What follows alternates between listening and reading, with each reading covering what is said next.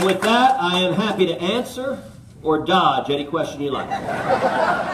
Yes, ma'am.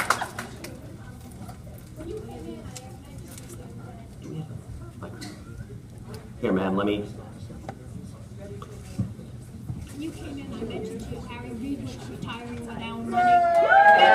What a shame. And when you just said that, you know, we shouldn't have career politicians, for years my friends and I were fighting for term limits. But my question to you is that, what are we going to do with all these illegals that are here, and where the president said that they should have amnesty? They're going to be competing against jobs with Americans, and they're taking our food stamps, our homes, and they're doing everything that they're not entitled to. They have an entitlement. Social Security is not an entitlement for us who paid in that system. Well, thank you very much for that question. The first point she made, if folks didn't hear, was a bit of news today that Harry Reid is retiring from the Senate.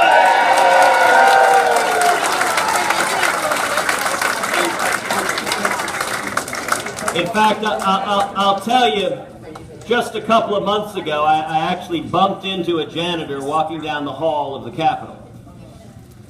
He was carrying a screwdriver, coming to change the sign on Harry Reid's door. So, and I'll tell you this, Harry Reid's Senate seat is going to be filled by a Republican.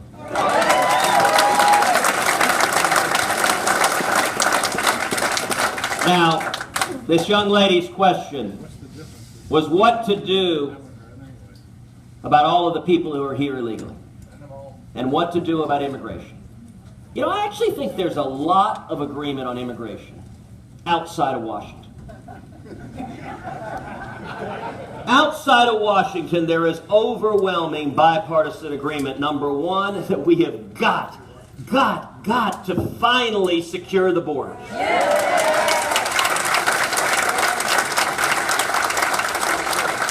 And we know how to do it, by the way. Look, I represent the state of Texas. We've got nearly 2,000 miles of border. When you go and visit with law enforcement on the border, you ask, what does it take? The number one thing it takes is boots on the ground. Which is why I've introduced legislation to triple the Border Patrol. To increase fourfold the fixed wing and rotary wing air assets. To use technology to finally secure the border and put in place a strong E-Verify.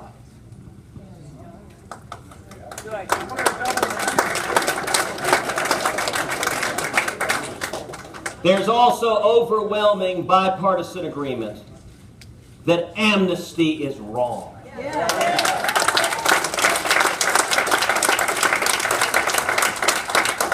Now, you may have noticed that not every potential Republican candidate agrees with that. Listen, my view is very simple.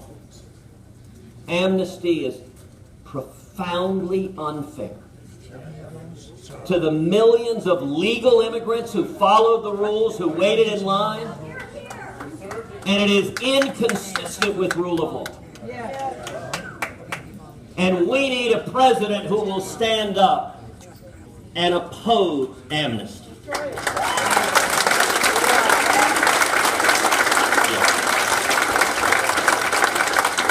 And I'll tell you, the third thing on which there is tremendous bipartisan agreement is that we should improve and streamline legal immigration.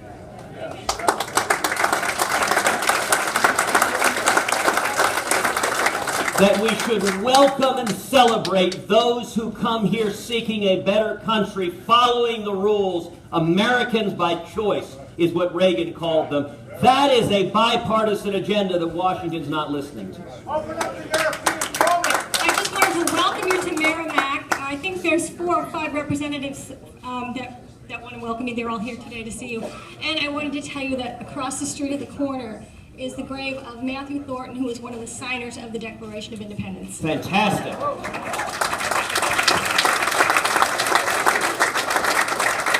I am honored to be on hallowed ground. The Federal Reserve has been bankrupt in this country since 1913. How can you address that? are exactly right. And that is why I'm an original sponsor of the Audit the Fed legislation.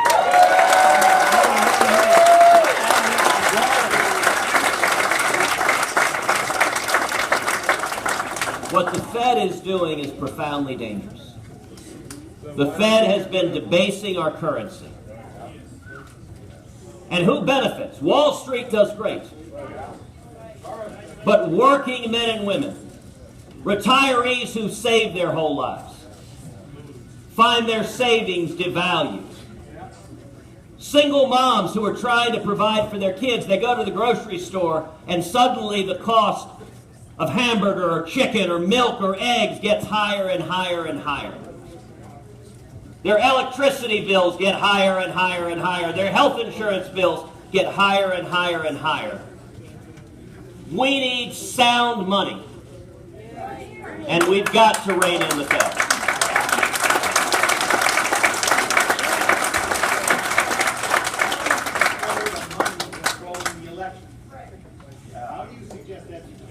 Okay, so the question is, how do we control the money controlling elections? We move the power. So let me tell you, let me give you a window into how Congress works right now. You may have heard I'm not necessarily the most popular person with congressional leadership in Washington. Well, let me tell you how it works. If you remember back 2 years ago when we had a nationwide fight to stop the disaster that was Obamacare, leadership was pretty unhappy with that. So what does leadership do? Their traditional first method is they cut off your money. And suddenly Mike Lee and I discovered checks from Washington, D.C. went to zero. Because that's how they impose discipline. They cut off your money. But the beauty of it is, we're moving power out of Washington into the American people.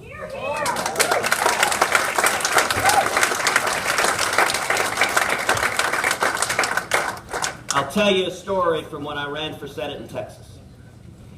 When we launched the campaign in Texas, I was at 2% in the polls. The margin of error was 3%. I was thrilled. I went home to Heidi. I said, we're at 2%. She said, well, sweetheart, technically, couldn't you be at -1? My opponent in the state was the sitting lieutenant governor, who controls the state legislature. So he had every major statewide office holder with him. Every lobbyist in the state was against us. Every major corporation in the state was against us. Every trade association in the state was against us. And he's personally worth over $200 million. So he wrote a $25 million check to his own campaign. And yet what we did in Texas is we ran a grassroots campaign that frankly started just like here. And the Tea Party sounds too. That's right. The Tea Party, God bless the Tea Party.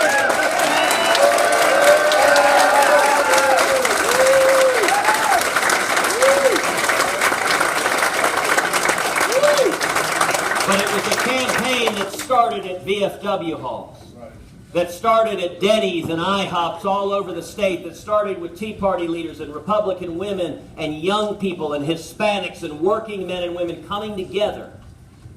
And we ended up, your question, what to do about money, we actually outraised my opponent in that race. He raised $9 million. We raised $9.5. His 9 came from 3,000 donors. Our 9.5 came from 34,000. Senator, can I butt in here a little bit due to time constraints? The Q&A is pretty much finished, but we made a promise that they would have some photo ops with you. So what we're going to do for the next 10 minutes or so, and you're going to have to line up on this side of the stage, this podium. I need a couple fellows to come up and remove it. Right here. Here we go. I think it comes off. 2 pieces. Okay, so we're winding up here, and it's been an Now, please, amazing folks, crowd. seriously, Lots of no media. pushing, no shoving. Do as many as we can until the senator has to go. Please, big round of applause for Senator Ted Cruz.